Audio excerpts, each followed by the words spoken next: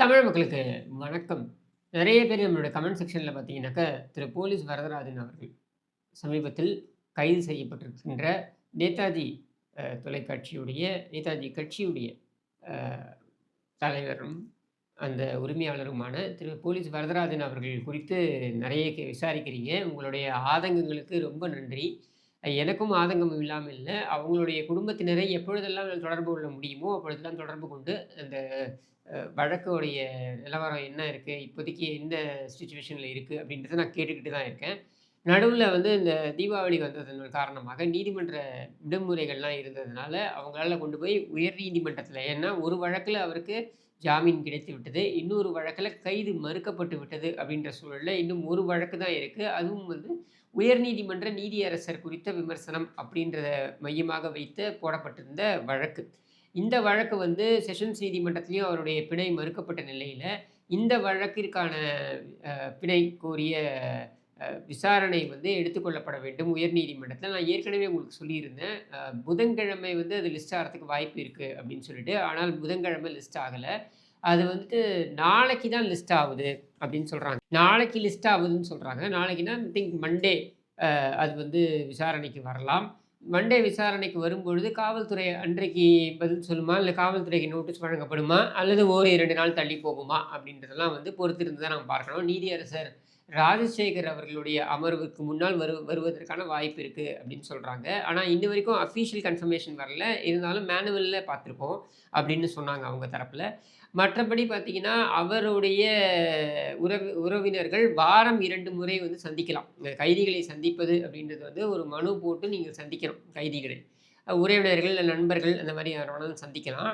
ஆனால் அதற்கு தகுந்த மனு வந்து போடப்பட வேண்டும். அது போட்டு அது ப்ரொசீஜரா ஏன்னா அங்க கிட்டத்தட்ட 1800 விசாரணை கைதிகள் வந்து புழல் 2 அப்படின்னு அழைக்கப்படுகின்ற அந்த சிறையில வந்து இருப்பாங்க அப்படின்னும் பொழுது, இவங்க எல்லாரையும் ஒரே நாள்ல எல்லா உறவினர்களும் பார்க்க முடியுமான்னா, அது சாத்தியம் கிடையாது அப்படின்றதுனால, இன்னென்ன விசாரணை கைதிகளுக்கு இன்னென்ன தேதிகள் அப்படின்னு குடுத்துருக்காங்க. உதாரணத்துக்கு இப்ப குண்டர் சட்டத்தில் அடைக்கப்பட்டவர்கள்லாம் அவங்களுக்கு வாரத்துல 2 நாள் தனியா ஒரு தேதி குடுப்பாங்க.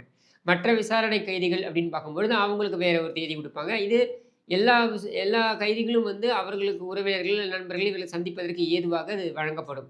வக்கீல்களுக்கு மட்டும் பார்த்தீங்கன்னாக்கா, தினமும் சந்திப்பதற்கான வாய்ப்பு இருக்கு. அவர்களுக்கு தேவை ஏற்படுகின்ற பட்சத்தில அவங்க சந்திக்கலாம் அப்படின்னு இருக்கு. இந்த நிலையில அவங்க உறவுக்காரங்க போய் சந்திச்சு வராங்க. வாரம் 2 முறை சந்தித்து வருகிறார்கள். அப்படி சந்திக்கும் பொழுது அவர் வந்து அ வக்கீல்களுக்கும் பார்த்தீங்கன்னாக்கா, சில இன்ஸ்ட்ரக்ஷன்ஸ்லாம் குடுத்துக்கிட்டு இருக்காரு. இந்த மாதிரி சொல்லுங்க, இந்த மாதிரி வாதிடுங்க அப்படின்ட்டுலாம் எடுத்துக் குடுக்குறார் அப்படின்னு அவங்க தரப்புலருந்து சொல்லியிருக்காங்க. அது மட்டும் இல்லாமல், அவருக்கு வெளியிலிருந்து என்னென்ன உணவு வகைகள் கொடுக்க அனுமதி இருக்கிறதோ, முன்னாடிலாம் பார்த்தீங்கன்னாக்கா, பிசிபின்னு இருக்கும். போலீஸ் கேன்டீன்னு உள்ளுக்குள்ளேயே இருக்கும். அதில காசு குடுத்து நம்ம வாங்கிக்கலாம். ஆனா, இப்போ நெறைய குற்றச்சாட்டுகள் வந்திருக்கின்ற நிலையில அத வந்து நீக்கிட்டாங்க. நான் இருந்த பொழுதெல்லாம் பார்த்தீங்கன்னாக்கா, போலீஸ் அந்த ரன் பண்ற அதாவது இந்த காவலர்களே நடத்தக்கூடிய கேன்டீன்னு ஒண்ணு இருக்கும். கிச்சன் ஒண்ணு இருக்கு. அது நம்ம எல்லாருக்குமே குடுக்கக்கூடிய உணவுன்னு இருக்கு. இத தவிர்த்து ஏதாவது ஸ்பெஷலா வேணும் அப்படின்னு நினைக்கிறவங்க, அந்த கேன்டீன்ல பிசிபிலருந்து நம்ம வாங்கிக்கலாம் அப்படின்னு இருந்தது. வெளியில இருந்து காச போட்டு விட்டுறணும். காசு அவங்க கையில குடுக்க மாட்டாங்க. அவங்க அக்கவுண்ட்ல இருக்கும். அதுலேருந்து அவங்க எடுத்துக்கலாம் அப்படின்னு இருந்தது. இப்போ அந்த நிலை இது வந்து மாத்தியிருக்காங்க. இப்ப பார்த்தீங்கன்னாக்கா, வெளியில இருந்து நம்ம தின்பண்டங்கள் வாங்கி குடுக்கலாம். ஸ்நாக்ஸு, பிஸ்கெட் இந்த மாதிரியான விஷயங்கள பொருட்களை வாங்கி குடுக்கலாம். அத வந்து அவங்க செக் பண்ணிட்டு அவங்க அவங்கள்ட்ட குடுப்பாங்க. இந்த மாதிரி அ நிலையில அவருக்கு வந்து அது தேவை என்னவோ அது வழங்கப்படுகிறது அப்படின்றத சொல்லியிருக்காங்க. இன்னொன்னும் என்ன சொல்லியிருக்காங்கன்னா, அவருடைய அ மனரீதியாக அவர் வந்து மிக மிக தெம்பாக இருக்கிறார். நம்ம எல்லாருமே பார்த்த திரு வரதராஜன் அவர்கள் தான். அதனால மனரீதியா அவருக்கு வந்து எந்த ஒரு ஒரு சலனமும் கிடையாது, ஒரு தொய்வும் கிடையாது. ஆனால் அவர் வயதுக்கே இருக்கக்கூடிய பிரச்சனைகள் இருக்கு இல்லையா? அதாவது நீங்க சிறைன்னு போம்பொழுது, உங்களுக்கு அந்த அளவுக்கு அக்கறையா பார்த்துக் கொள்வதற்கு ஆட்கள் இருக்க மாட்டாங்க. ஸோ அந்த நிலையில தான் அந்த சிறைக்கே இருக்கக்கூடிய பிரச்சனைகள். அது வந்து உடல் ரீதியாக சில தாக்கத்தை ஏற்படுத்தும். அந்த மாதிரி வந்து கொஞ்சம் சோர்வா உடல் ரீதியா இருக்காரே தவிர்த்து, அவர் மன ரீதியா மிக மிக தெம்பாக இருக்கிறார். மிக விரைவில் வெளியே வருவார். அப்படின்றது தான் வந்து நம்ம பார்க்கக்கூடியது. ஏன்னா இது மாதிரியான வழக்குகள்ல வந்துட்டு உயர்நீதிமன்றம் நார்மலா உயர்நீதிமன்றம் இது மாதிரியான உயர்நீதிமன்றம் வரைக்கும் போயிருக்க வேண்டிய அவசியமே கிடையாது. இது கீழ்நிலை நீதிமன்றங்கள்லேயே இந்த பிணை கிடைச்சிருக்கணும்.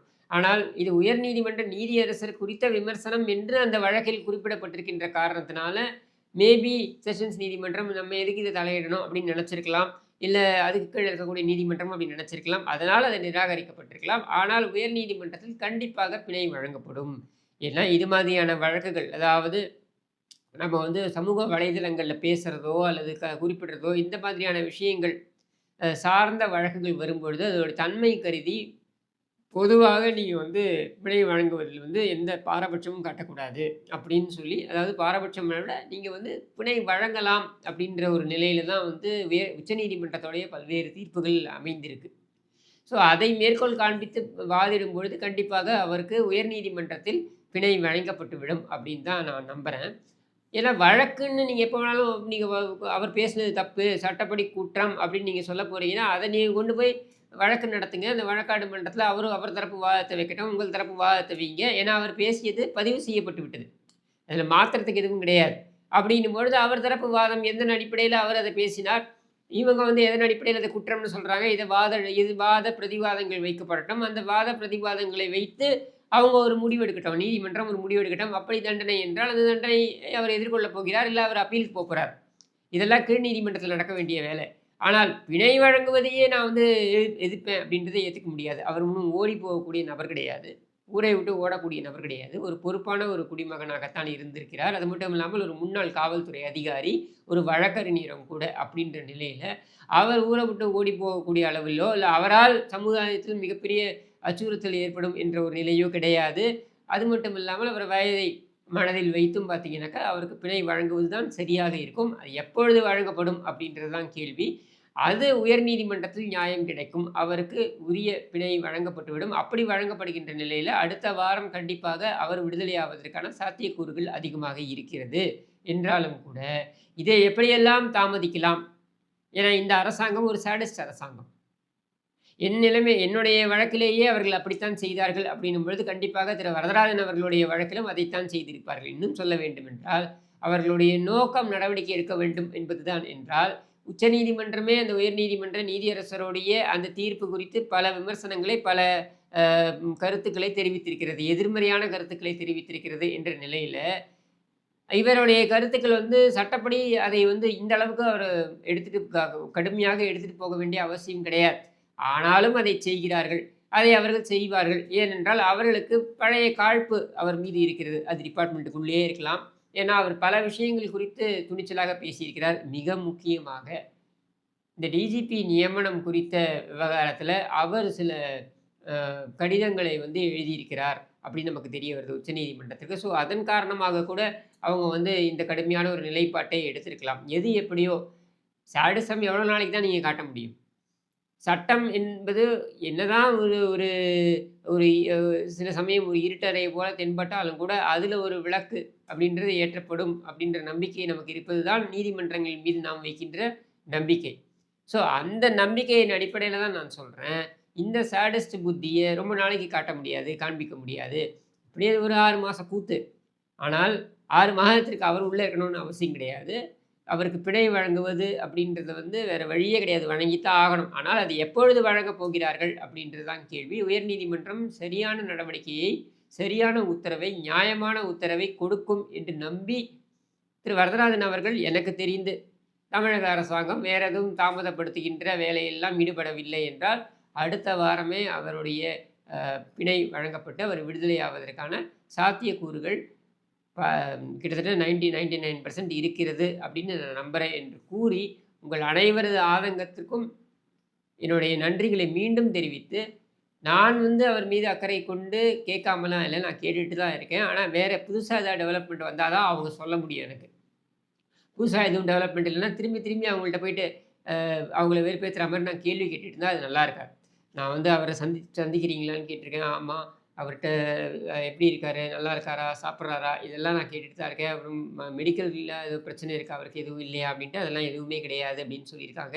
இதெல்லாமே வந்து நம்ம விசாரித்து கொண்டு தான் இருக்கிறோம். ஆனா என்னால வந்து மினிட் பை மினிட்டோ இல்ல எவ்ரிடே பேசிஸ்ல ஒரு அப்டேட் குடுக்க முடியாததற்கான காரணம், அதில பெரிய முன்னேற்றம் இல்லை அப்படின்றதுனால தான்.